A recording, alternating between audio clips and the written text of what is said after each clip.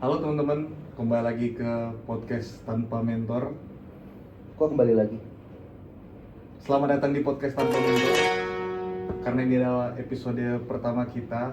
Betul. Jadi di sini kita mau bikin podcast guys, namanya Tanpa Mentor. Dan buat yang belum kenal, kenalin, nama gue Andrew Nama gua Kenny.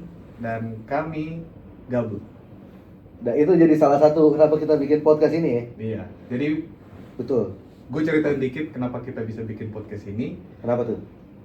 Jadi gua sama Kenny ini banyak proyek bareng, kita sering kerja bareng, dan tiba-tiba beliau ini mengusulkan, Drew, kayaknya asik kalau kita bikin podcast. Betul, karena kita tuh lebih pengen tuh arah kita sharing. Betul. Sharing ke teman-teman semua sesuai dengan judul kita, bahwa semua hal bisa belajar dengan otodidak. Emang kita punya judul itu? Kita semua Itu otodidak. punya. Itu otodidak. Barusan otodidak tuh. Itu gak ada Otodidak, briefing. gak ada Gak ada briefing tuh. Semua. Kita semua otodidak. Project-project yang gua sama Andrew jalanin juga otodidak semua. Iya, betul. Karena kita ini ingin mematahkan stigma pria tidak bercerita. Betul. Tapi pria harus bercerita. Tapi dengan bentuk sharing. Betul. Dan kita itu gak mau cerita kalau tidak ada hasilnya. Betul. Minimal cerita kita itu punya dampak ke kalian dan juga dibayar. Jadi brand, kalau bisa langsung masuk di episode pertama, pasti kita bisa lebih bagus lagi. Maksa ya. Konsepnya maksa nih podcastnya nih. Bukan maksa, optimis bro, positive thinking. Apa kalau kita berpikiran baik-baik itu apa? Manifestasi. Manifestasi. Saya bermanifestasi bahwa Betul. brand akan masuk di episode ke-200. 200 ya. 200 tuh. Gue selain optimis, gue orangnya realistis bro. Realistis banget. Oke, jadi seperti kita bicarakan tadi, alasan kita bikin podcast ini pertama karena kita gabut, dan yang kedua adalah karena tidak semua hal harus ada mentor. Kita bisa belajar semua secara otodidak. Betul. Ada hal yang bisa kita pelajari otodidak, tetapi juga ada hal yang memang ada kalanya perlu guideline. Betul. Mostly tapi di hidup kami, kalau dari pengalaman gue sama Kenny, kita 92% belajarnya otodidak. 8%-nya apa? 8%-nya hoki. Hoki. Oke. 92% kita ulik sendiri, kita coba-coba, ngeraba-raba, dan sampailah kita di sini. Semoga kita bisa sharing-sharing ke teman-teman semua. Betul. Bagaimana sih cara menghadapi suatu kehidupan yang tanpa mentor ya? Betul. Jadi tanpa basa-basi lagi, kira-kira pengalaman lo apa dulu? Tanpa mentor Pengalaman tanpa mentor lo? banyak.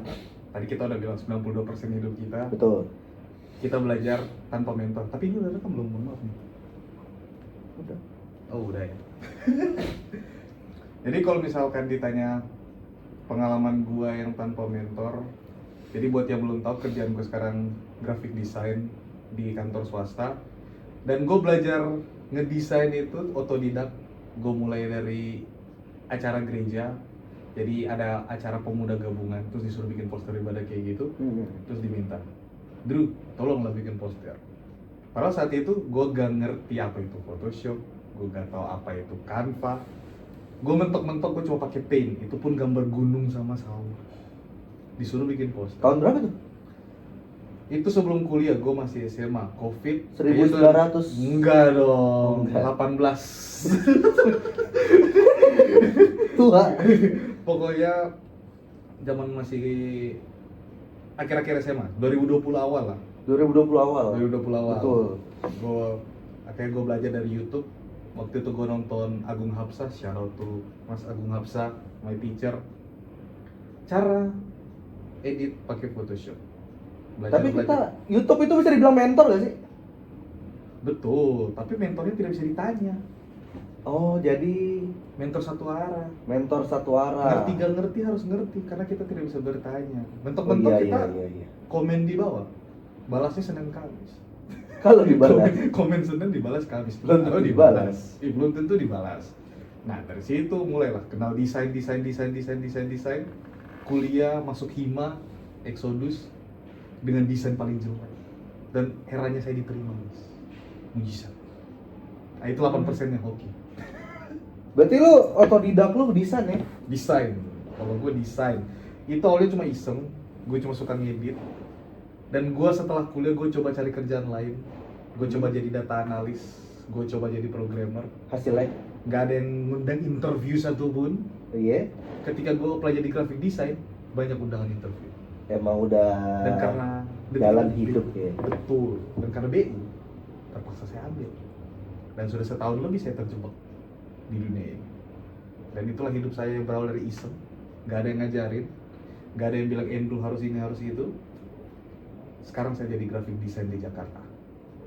Berarti lu rantau ya? Ngerantau Foreign Mission ini, Andrew ini ngerantau. Dari mana, Bro? dari Ambon. Dari Ambon. Jadi sebenarnya bro ini kesini awalnya untuk fokus kuliah.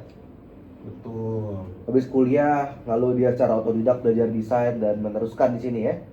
Lebih keterpaksa sih. Lebih keterpaksa. Ya kalau lu Ken, tadi kan dari gua udah cerita. Oke. Pengalaman tanpa mentor tuh dari sisi Hmm. graphic design. Kalau dari lu gimana Ken? Kalau gua tanpa mentor pertama gua itu adalah ketika gua jadi guru les. Guru les ya? Guru les. Seorang Kenny jadi So, guru gua les. jadi guru les. Oke. Jadi gua flashback for info dulu, konteks dulu. Gua mulai ngajar jadi di dunia ngeles itu sekitar SMA awal, SMA kelas 1 kayaknya. Oh, jadi SMA awal udah bisa sambungin besi tuh? Enggak dong, beda. Guru les, bukan guru las. Oh, so ngeles. Tadi kan dibilang Budi ngeles kan guys? Cek pak. Guru les, guru les. Nah. Bimbel, bimbel. Oh, bimbel. Bimbel. Guru les. Bukan ngelas. Jadi dari SMA awal itu pertama emang drive-nya betul. Saya butuh uang. Emang semua akar. Iya, akar dari otodidak adalah butuh uang. Betul. Setuju. Jadi di sana tiba-tiba saya disuruh handle beberapa kepala manusia-manusia SD, manusia-manusia kecil yang masih SD. Kelas berapa ya? Kelas berapa ya? Gua kalau ngajar kelas 3 SD. Pasti ya. Lu ngajar mata pelajaran? Waktu itu semua pelajaran. Semua pelajaran. Agama. Iya. Kelas. Jadi matematika, bahasa Indonesia, bahasa Inggris, IPA, dulu masih IPA ya ngomongnya. Dan masih satu buku-buku tematik kalau lu inget. Itu SD banget. Jadul banget sih itu. Iya. Sampai gue ngajar les itu sampai gue kuliah. Itu gue megang SMA kelas 12. Pokok secara berjalannya guru bimbel ini gimana ya ngomongnya ya? Gak ada yang ngajarin, tiba-tiba aja Ken, ada murid ini, silahkan ajar. Lu ngajar tanpa diajar. Tanpa diajar. Oke. Jadi apa yang ada di buku, ya udah kita ajarin aja apa yang di buku. Oke. Jadi kalau kayak cara menjadi guru bimbel yang baik dan benar, diajarin itu nggak ada, kita semua meraba.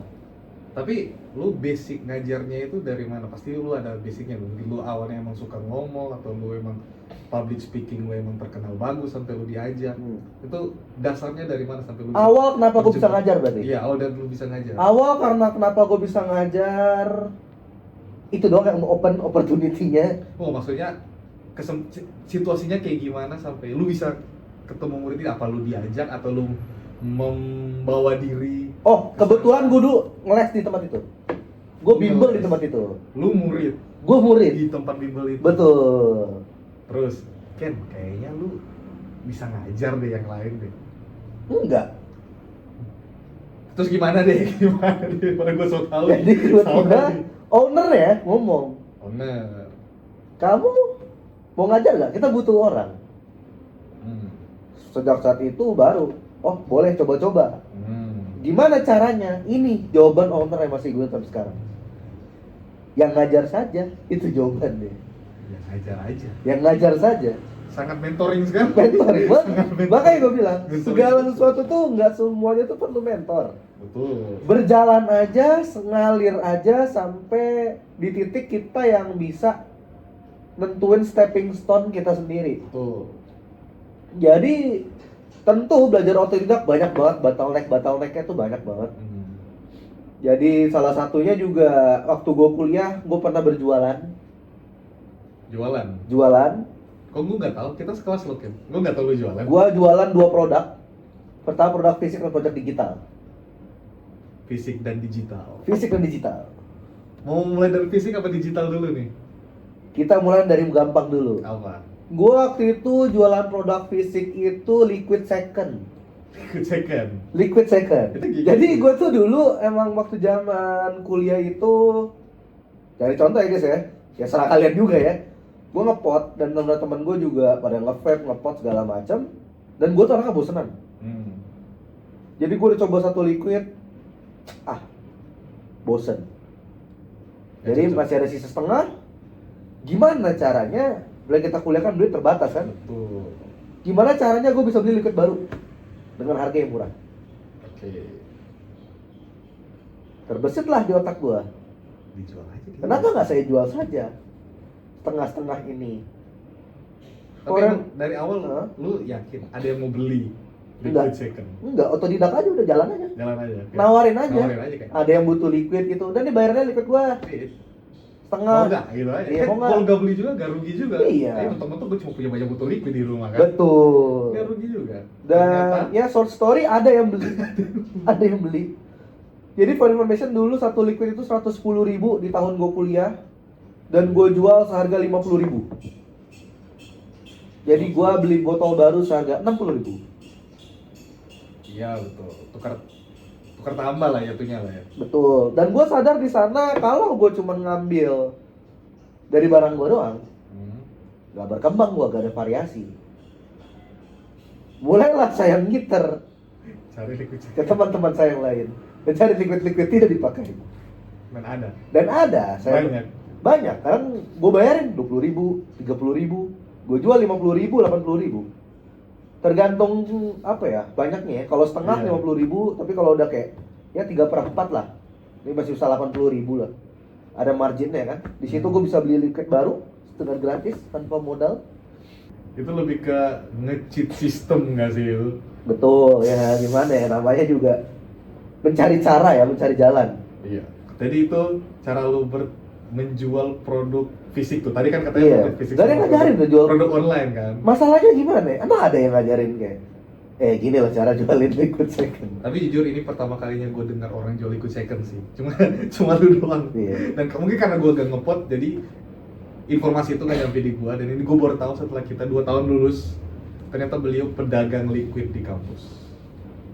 Nah, itu tadi produk fisik. Ya. Sekarang kalau produk digitalnya apa nih? Gua sama teman gua waktu gua kuliah itu sempet bikin toko top up game online. Toko top up game online. Betul. Oh, kalau itu gue tahu tuh. Kalau itu gue tahu tuh. Yang main Mobile Legend, It's- PUBG Mobile, Valorant, semua Anak kita muda jual itu jasa top up. Butuh UC? Trusted. Langsung aja ke tokonya. Masih ada Trusted. ke tokonya. Ya tokonya jujur ngomong bubar ya.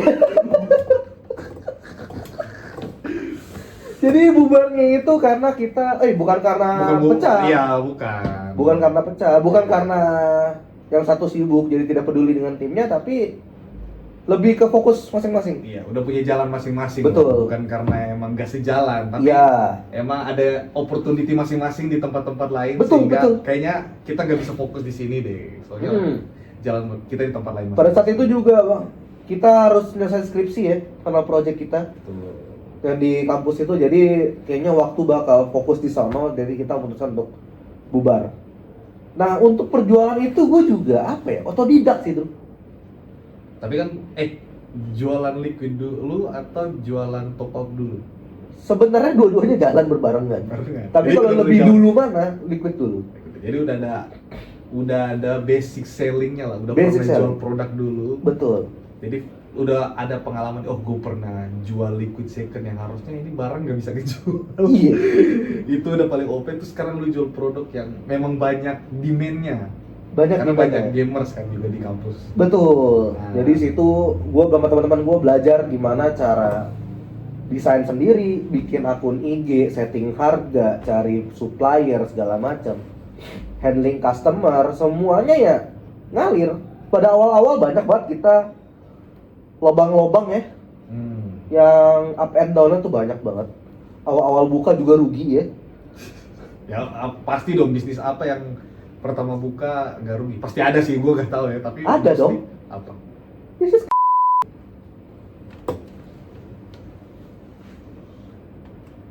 Oke, jadi bisnis top up ini berjalannya, kalau sampai sekarang kalian tanya masih jualan nggak? Masih, tapi by ngomong gimana ya, kalau bilang by phone bukan by phone juga, pribadi, lebih ke pribadi masing-masing aja gitu sih. Itu baru itu untuk bagian produk ya. Nah, jadi dari pengalaman lu belajar otodidak, dari lu kalau gua denger tadi lu awalnya jadi guru les, yang secara otomatis powernya itu di public speaking. Betul. Lu harus jago ngomong. Dan dari basic lu guru les itu lu jago ngomong itu lu coba kembangin ngejual produk. Lu jadi sales. Betul. Lu ngejual produk yang harusnya gak bisa terjual. Iya. Tapi dengan kemampuan lu public speaking lu bisa ngejual. Iya. Sampai ada produk yang bagus pun lu bisa ngejual yang top up game itu. Bahkan ada satu jasa yang harusnya tidak usah ada, tapi ada dan laku. Jasa Perpanjang kartu parkir di kampus. Itu modal dengkul. Literally modal dengkul. Yang penting lu mau gerak aja. Cuman gerak doang. Cuman ngantri, perpanjang kartu, udah. Lumayan Cuan itu. Gue inget banget untuk perpanjang kartu gue patok harga di perpanjangnya kalau nggak salah itu di 75.000. Atau 50.000 ya? Gue kan jalan kaki. Ya pokoknya gue lupa berapa, pokoknya gue ambil untung itu gue markup 10.000 perpanjang. Untuk motor, satu kendaraan. Per kartu ya. Satu kartu untuk kendaraan. Iya kan? Kalau mobil gue markup 20.000. 20.000. Untuk pembuatan kartu baru gue markup motor sekitar 25.000 dan mobil sekitar 35.000. Baru. Dan itu laku sampai ke kalangan dosen. Gue pernah lihat tuh. Gue pernah lihat ada satu dosen yang lu temenin gue kesini, tiba-tiba masuk lu ngurus parkir, dia lagi ngajar. Iya, dia lagi ngajar, gue dipanggil masuk suruh ngurusin kartu parkir beliau, dan ya itulah namanya konsep marketing mouth to mouth ya. Iya. Itu kan dari basicnya dari public speaking lu iya. Kan? Dari udah diakumulasi dari les sampai di selling. Nah, kira-kira dari bakat lu itu, lu sekarang bakat itu kepake gak? Di titik lu yang sekarang ini, di kerjaan lu yang sekarang itu kira-kira kepake banget ya? Sekarang gue kerja di bidang at this moment gue bekerja itu di bidang kontainer, pengiriman barang kontainer via kapal. Dan itu jujur kepake. Tapi mesti kita twist lagi dengan bahasa-bahasa korporat yang berlaku sekarang. Coba ada nggak case yang konkret, yang bisa lu share aja? Oke, yang bisa gue share salah satunya adalah gimana cara follow up orang yang udah booking tapi nggak ada kabar. Pasti kita mesti follow up klien-klien tertentu yang sudah ngomong bukan booking tapi kayak udah pesen dia mau pengiriman barang beberapa kontainer, tapi sampai beberapa hari kontainer tersebut masih belum ada kabar ya dari kliennya mau tarik atau enggak. Di sana pasti kan banyak tuh orang-orang yang jadi tukang jahit. Jadi kalau informasi jadi tukang jahit tuh kayak besok. Oh. Kan tukang jahit janjinya kan kapan kelar Pak? Besok. Oh, gue kira karena naik turun ini. Beda.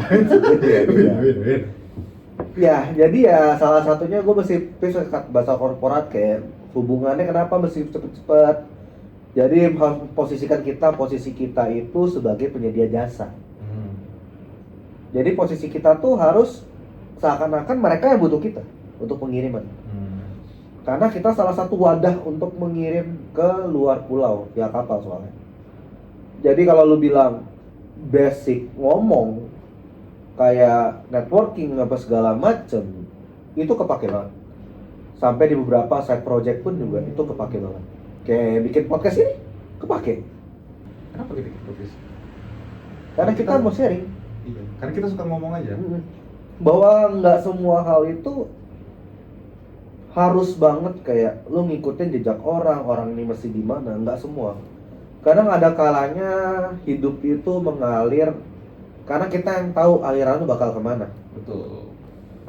Mau kita melawan arus, mau kita ikuti arus juga itu semua pilihan di tangan kalian masing-masing. Ya itulah kenapa gue sama Kenny pilih nama podcast ini adalah podcast tanpa mentor, karena kita harap dengan adanya podcast ini teman-teman di sana yang mungkin mau mulai bekerja, mau mulai bikin karya, tapi bingung karena nggak ada yang mau ngajarin, kayak mungkin lu stuck di titik ini karena lu pikir andai aja gua ada mentor, andai aja ada orang yang ngajarin gua kayak Ken, lu terus gini.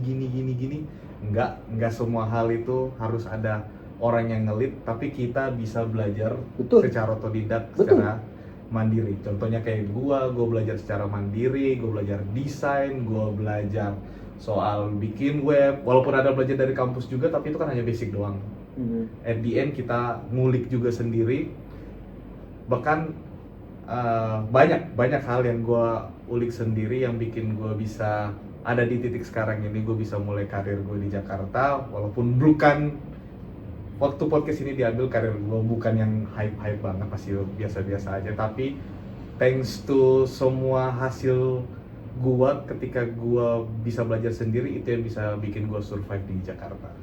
Betul, jadi nggak semuanya itu harus disinyalisasi ya, berarti Betul. anggapannya kalaupun gagal, kita bisa belajar dari kegagalan itu. Betul.